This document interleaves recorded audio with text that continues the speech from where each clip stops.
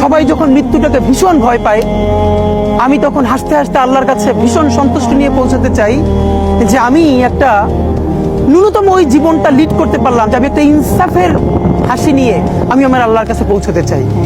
সুতরাং আগামী 50 বছর বাঁচলাম, কোনো ইম্প্যাক্ট তৈরি হলো না আমারই দিয়ে, দেশের জন্য, রাষ্ট্রের জন্য, উম্মার জন্য, জাতির জন্য। কিন্তু আমি ধরেন 5 বছর বাঁচলাম, সেটার মধ্য দিয়ে যদি আগামী 50 বছরের ইম্প্যাক্ট তৈরি হয়, তাহলে অনেকদিন বেঁচে থাকায় কি সাফল্যের বলেন? শহীদ প্রেসিডেন্ট জিয়াউর রহমান কয়টা দিন বেঁচেছেন, কিন্তু ভাবেন আজকে পর্যন্ত উনি আমার অনুপ্রেরণা। হাঁটতে হাঁটতে আমার পা ফুলে যায়, আমি আমার টিম সেদিনকে ব্যাগের মধ্যে জুতো নিয়ে তারপরে একটা শপিং মলে ঘুরছিলাম, মানে পা ফুলে গেছে, পা জুতোয় ঢুকাতে পারছিলাম না।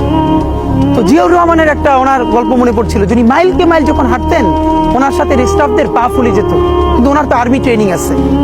তখন তাকে বলতো, স্যার আপনার তো আর্মি ট্রেনিং, আমরা তো আর পারি না। এই জন্য ওনাকে মানুষ রাখাল রাজা বলতো।